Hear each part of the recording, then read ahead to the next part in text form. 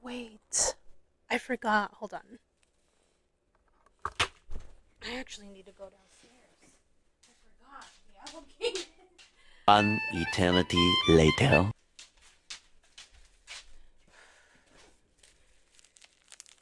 This. Oh my god. Oh! Fuck, that looks so cool. Scratch it. Can't. I can't. Okay, there we go. Oh, don't break it. Fuck yeah. I literally got this bitch just today, and I literally just realized it. I literally just realized when I was recording.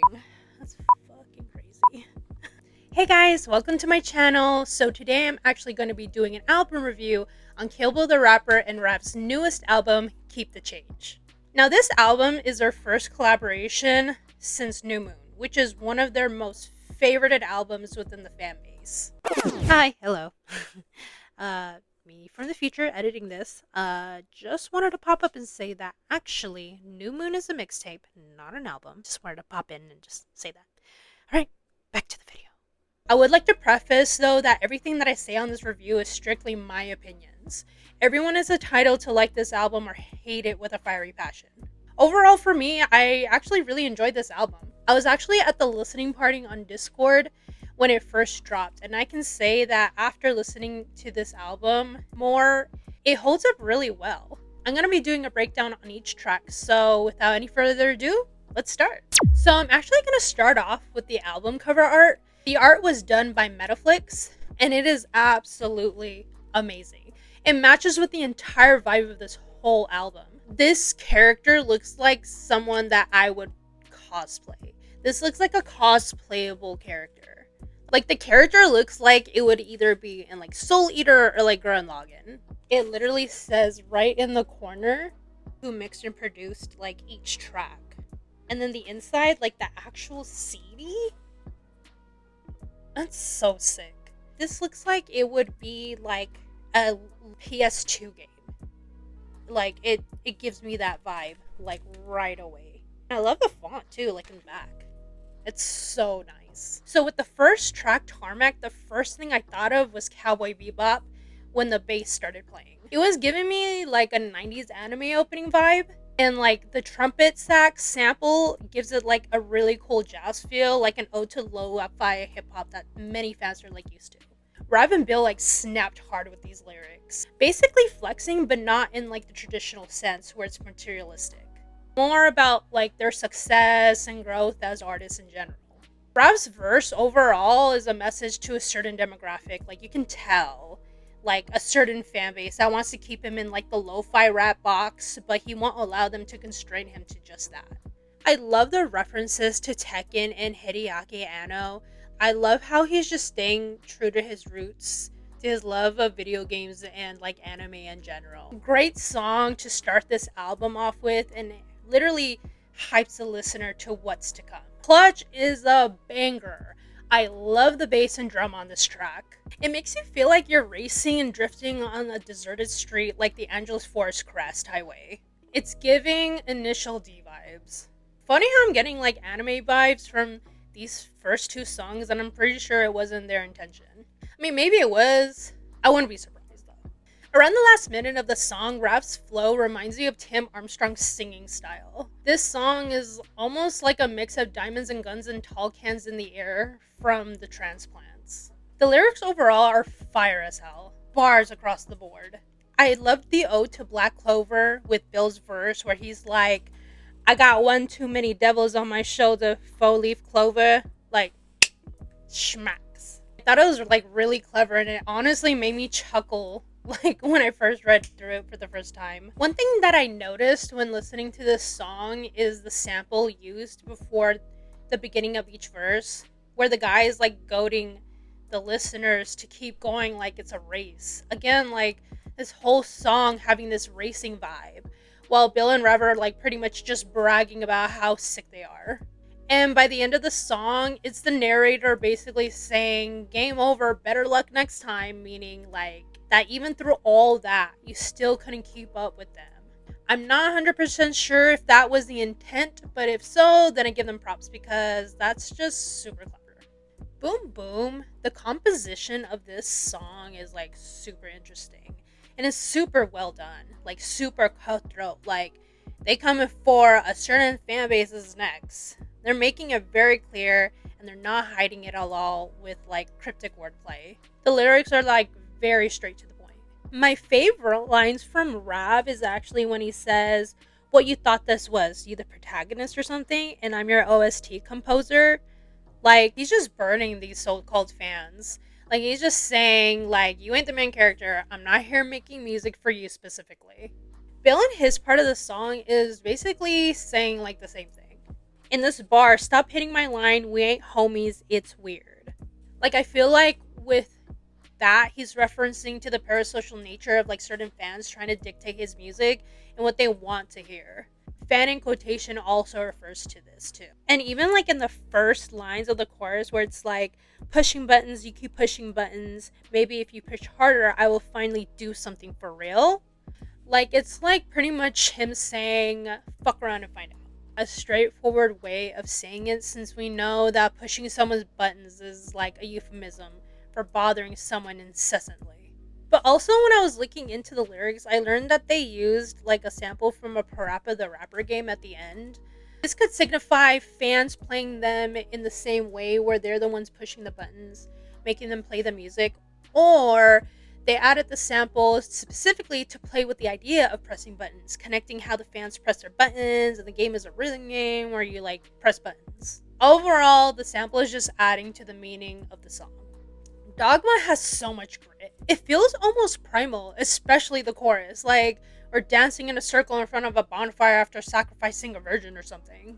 The lyrics, it sounds like they're shedding their old skin from what they were before. Bill references regeneration a lot, with especially with this lyric where it says, I took a blow to the back, fuck it, I'm growing it back. Which could mean that he's taking hits, but he's still able to overcome it. At the end of his verse, he says, while you cry on a corpse, I'm like, fuck it, I'm free. Which could symbolize his fans being upset of the change he's made as an artist, but he sees it as a way to branch out into newer avenues in his endeavors as an artist, aka being free. Rav also references to this when he says, harvesting fragments of peelings of me, not appealing to me. Referencing to this fan base trying to cling on to the old Rav, the lo-fi hip-hop rapper, and Rav is just saying like that side of him no longer matters to him. The chorus is very interesting. I feel like it could signify the transformation they're going through, like a life and death cycle, with death of their former selves and the new life that comes from that. Ray Rakuma, super jazzy, especially with the bass. And it's like giving me Cowboy Bebop vibes. Specifically, there's like an episode where the crew gets hit off course to this desert planet. And I feel like this song would be playing in the background when Ed and Ian are trying to find food and water for the crew. With the lyrics, you can tell that Rav and Bill had like a lot of fun during their verses. The flow, the wordplay is just super fun and campy. When I was going through it, I didn't know what suka meant when Rav said life is still a suka, and I had to look it up. And come to find out that suka is actually the Russian word for bitch. He even says the word puta in one of his verses, which is so funny. Rav, our multicultural short king. All I have to say is I appreciate the representation. I love the wrestling references that Bill makes when he like mentions Shinsuke, Nakamura, and Balls Mahoney. It's like really funny because Rav actually mentions what's his name? Hikaru. Oh my god, I don't know how to say his name. Hikaru. I'm gonna fucking botch it right now. Hikaru Nakamura. Hikaru Nakamura. And I thought that was funny because like Shinsuke Nakamura Shinsuke Nakamura. and Hikaru Nakamura have like the same last name. Oh my god, I botched that completely, the last names. Also, Bill mentioned Chris Dorner when he says, it's some demons in my corner cause shooters Chris Dornered up. I remember when he was all over the news and he was seen as like a martyr since people were like speculating like a conspiracy with the LAPD. Honestly forgot what it was all about, but it was such a big deal that I remember there was a local punk band named Dorner Youth in the local punk scene where I live. There's one line in Bill's verse where he says 40 ounce, I count my mouses, and I still have no idea what he meant with that. When I think of a 40 ounce, I think of like a 40 ounce malt liquor, like Mickey's or like King Cobra's. Yeah, that line still has me stumped because I have no idea what it means. But either way, it's still a really good song. Gold&Gold, the piano sounds amazing. I don't know why, but the song reminds me of a mafia movie like Godfather. It's such a somber song overall, and I just love it. The lyrics are definitely something that I feel like everyone can relate to. Bill is describing these friendships that just don't work out due to someone backstabbing or not reciprocating that level of care you give to someone you considered a good friend. It's just like done really well in his verse. I like really resonated with the line, I'm on my fuck everybody but immediate homie shit. Like, I've had instances like where I've been in these types of moods where I'm just like, fuck all these fake ass hoes, you know? But I'm like, always have like my ride or dies that are gonna always back me up. Giving y'all the skinny, we gonna keep it the boniest. He's not trying to give you his entire energy, especially to like new people. He wants to like keep it like the bare minimum in order to like protect himself. The fragrance that's said in the chorus means like the personal satisfaction of causing someone pain. Like, it describes a person that relishes on basically being a crappy person to others. When every bridge is ash up on your fingertips, like, I feel like it's a really fresh take on like saying burning bridges, but it's also like another way of saying like having blood on your hands. Overall, it's just a really great bar. Rav's verse, I feel like, takes a different turn. I feel like it's mostly like a commentary on internet drama culture. The sample before this verse definitely clues you in on that. I feel like he's referring to like the happenings of internet drama and the cause and effect it has on people, as well as his like own experience with dealing with internet drama himself. Like, you have like a lot of these internet personalities being exposed as like actual horrible people, and for like a lot of people that looked up to them, it's like really saddening because like you admired them in their content. And with Rav trying to navigate his own internet drama, these heroes aren't like of any help because they actually don't try to do anything but sweep it under the rug. So now he has to traverse managing the drama on his own, like aka like the bar that he said, had to work on drafting my own blueprint, while tiptoeing around all the people on the internet waiting for him to make his move. The next few bars is just basically him describing how while this drama is happening, you have people trying to chime in and like get their 15 minutes of fame. These vultures, as he calls them, are just people trying to capitalize on the drama and continue to stir the pot for their own amusement without like really thinking about the effects they are having on like actual people involved in it, whose purpose steeped in vengeance disguised as accountability, scouring for hypocrisy without any humility. Like, it has to be one of the hardest lines in Rav's verse because pretty much it just sums up the reality of what internet drama is and what the people that are starting it are really trying to do. They don't care about speaking out. They just want to stir the pot and get a good laugh out of it. Accountability is a word thrown around a lot in these situations, and unfortunately with like how eviscerating cancel culture is, this doesn't become the priority anymore. And even after all that, instead of getting angry about it, he says he just feels sorry for how miserable these trolls are. That they have to spend almost all day talking about other people's problems. This song is definitely one of the best songs on the album, hands down. Lick! Oh my god, Lick! This song is so hype! This is the booty shaking song in the album, or probably like the only booty shakeable song on the album. Not only booty shaking good, but also like a perfect song to start a mosh pit to. Like, the mix overall is just done so well. Good choice for their single. I remember in a podcast episode, they said Rare Akuma initially was going to be the single to represent the album, but I think they made a good choice to pick this one. Rav's lyrics, when he says, y'all keep my butt, turn around and proceed to receive my nut. Bro, that's such a wild thing to say. Like, when I read through the lyrics and I read that, I could not stop laughing. I was like, girl, like, what are you saying? Rav's verse overall is just fire. And the way he changes the flow mid-verse, like, it's just so good. I love Bill's verse. I really like how catchy those first few lines are. When I started hearing the song more after it was like released, I would always rap along to that part. That part of his verse just makes me feel like such a baddie, honestly. I need 3 more strikes. I got froze in the pack. 18s on the whip. Like, come on, that shit is so fucking hype. Every time like his verse starts, I'm just like, eh. I'm like, let's go. It makes me feel like I'm in some kind of like a car chase with 5-0 with 5-0 behind me. Like, this song is a song you put on when you about to do some hood rush shit. Okay, like I'm gonna keep it like G real. Like, some like hood shit. You like play this song. The fuck you smoking? No, that shit ain't in my pack. So with Fetish, I'm gonna be honest, I actually wasn't a fan of this song at first. Not that it's bad, I just felt like it was out of place with the rest of the album. Like, it sounded like a song that I would have heard on Rav's album Leap.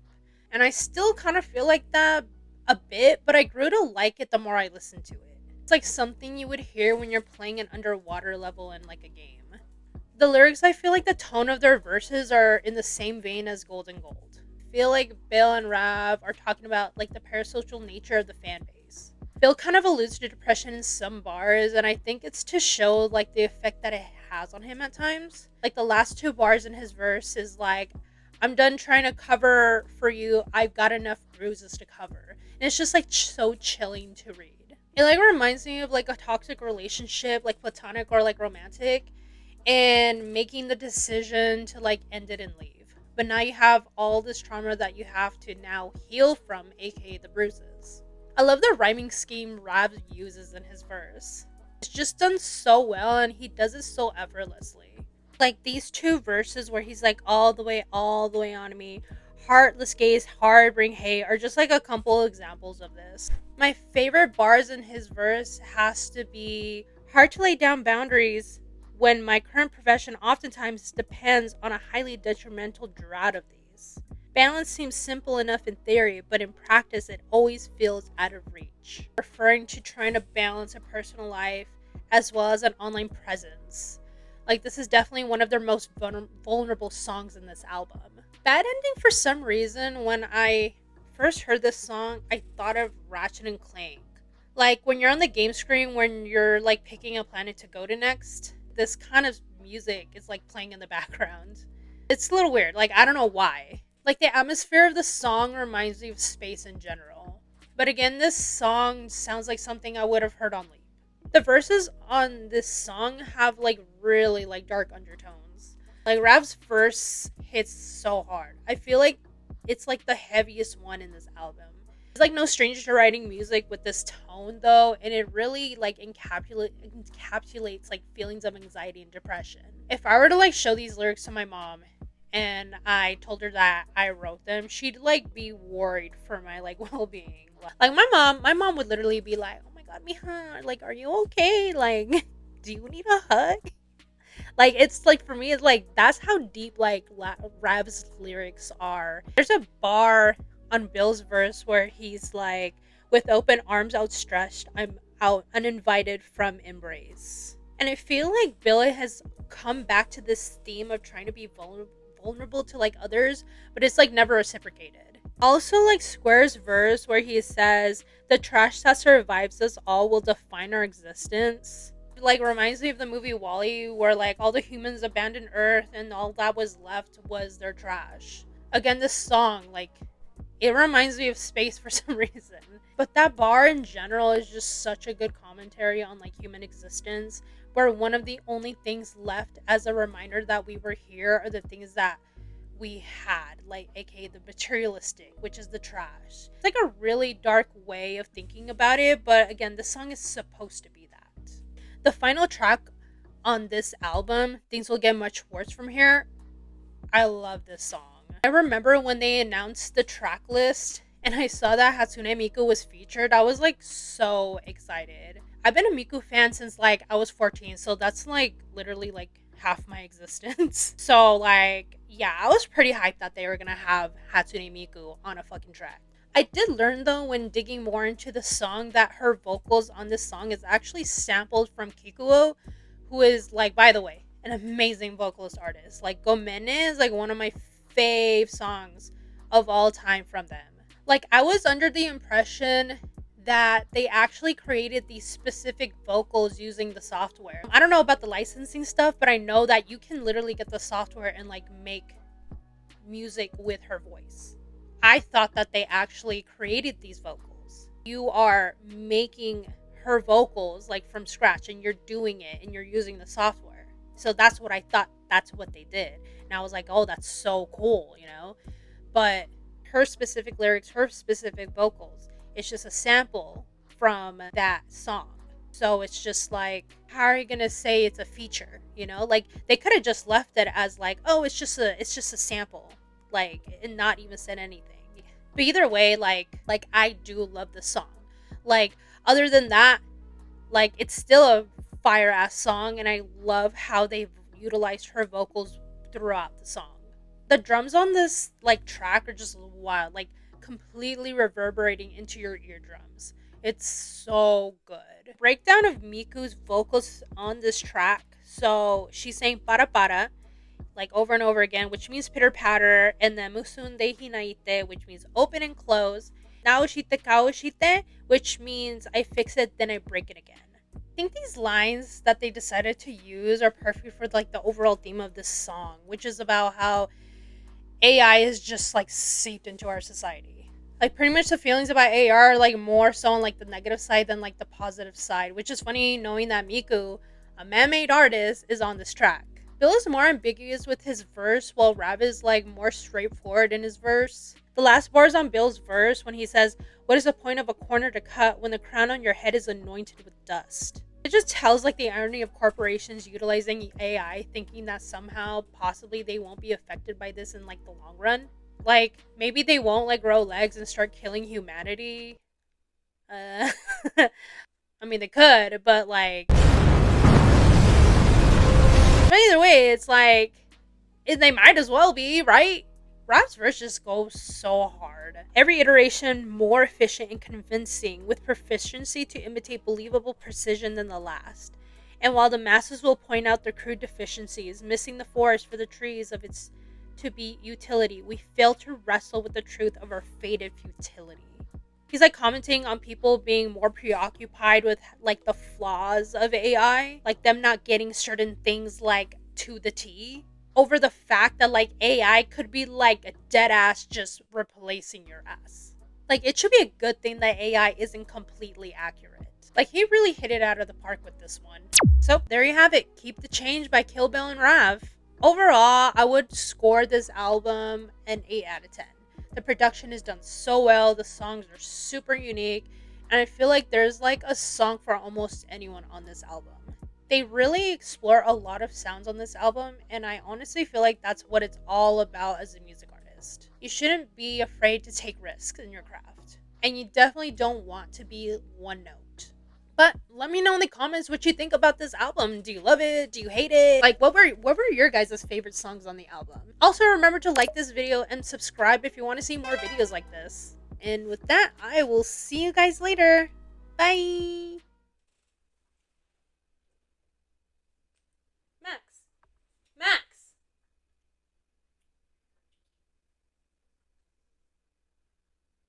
Bitch, did you throw up? I don't got time for your ass. I don't got time. Girl, I don't got time for your bullshit.